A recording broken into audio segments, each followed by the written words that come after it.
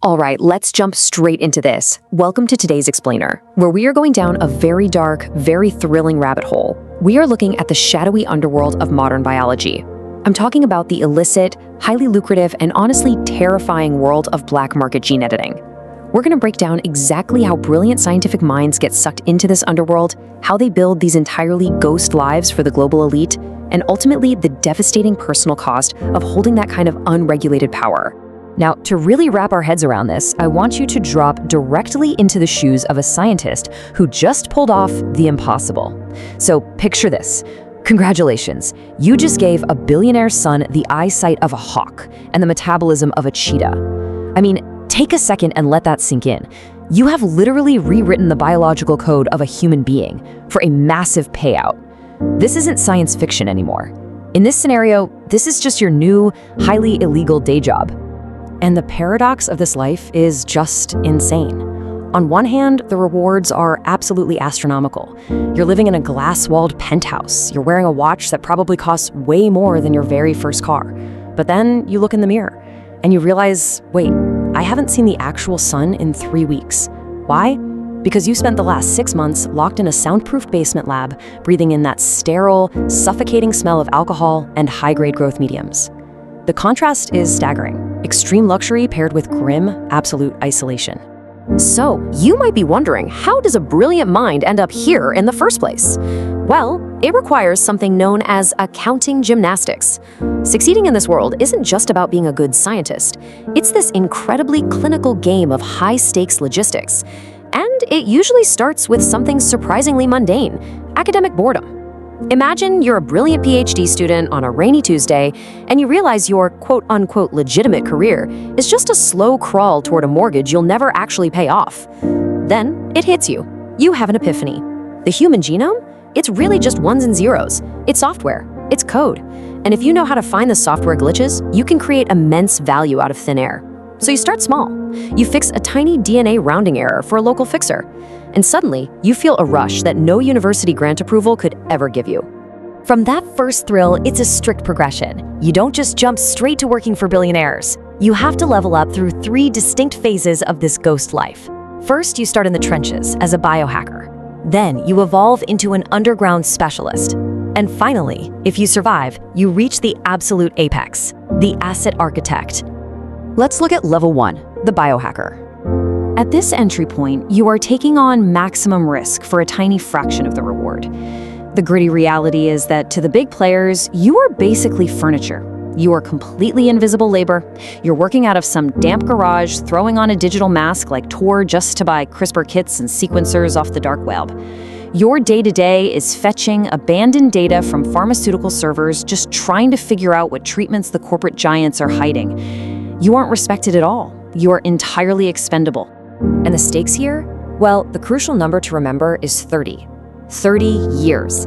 That's exactly how long you'll spend in federal prison if your garage gets raided. And while you were staring down 3 decades behind bars, the wealthy clients you served, they just vanish into the night without a trace. It's a terrifying imbalance of power. But hey, if you navigate it successfully and prove your worth, you move up.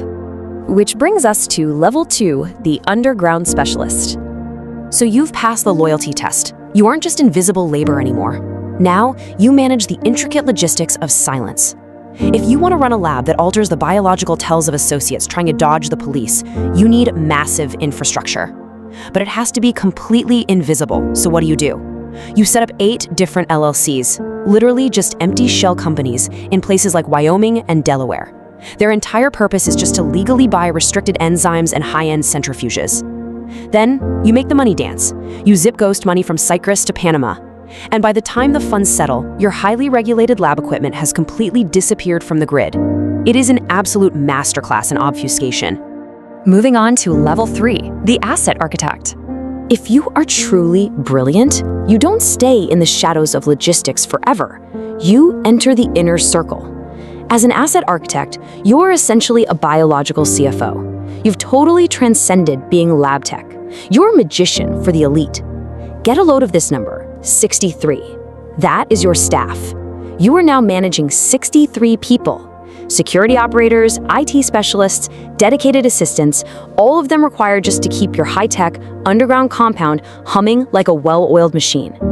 You are the sole person who knows how to make both digital and physical bodies disappear, simply by rewriting the code that defines them. But reaching the top definitely doesn't mean safety. Actually, scratch that. It brings on unimaginable pressure. Which brings us back to the crisis we hinted at earlier. The supreme boss, the absolute apex predator of your network, just caught wind of a breakthrough you made. And he doesn't want a simple genetic fix anymore. He wants a miracle. He is demanding telomere extension. He wants you to perform a procedure that officially does not exist, pushing your scientific skills and, honestly, your sanity to the absolute breaking point. Which leads us to the final piece of the puzzle, the ultimate price. What is the actual cost of operating at this level? The price of this unregulated power is absolute, terrifying isolation. You are forced into a life of what the source material calls bleak realism. Let's break down what that actually means on a day-to-day basis. First, you can have absolutely no real friends. Why? Because a friend is a weakness. It's a pressure point for the DEA or a rival syndicate to lean on. Second, your morning routine literally involves crawling under your car to check for GPS trackers every single morning. And third, you are swapping out burner phones weekly just to stay one step ahead. You spend your whole life building perfect, untouchable lives for the global elite, but in the process, you have entirely erased your own identity. And all of this leads to a pretty chilling realization. Because of everything you know, because of the miracles you've performed, you are now a very, very expensive loose end. You are literally the only person alive capable of connecting the father, the supreme boss, to his vast biological crimes. You have essentially made yourself the biggest liability in the entire organization. So, we arrive at the end of the line. You thought you were the king of the genome, right? But the reality is far darker. Picture standing in your 60-seat home theater at 3 a.m. It is completely empty. The only sound in the room is the mechanical hum of your own security cameras tracking your movements. You stop, they stop. You move, they follow. You realize you have absolutely no free will left. You aren't a king at all. You are just a number that has been moved to a different column on someone else's spreadsheet. You are completely trapped in a golden cage of your own making.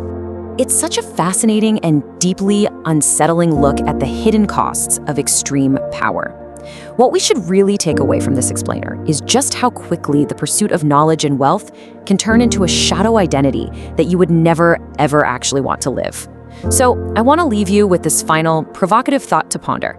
If you had the ghost key to the human genome, what's the very first rounding error you'd fix? And maybe more importantly, would you be willing to pay the price?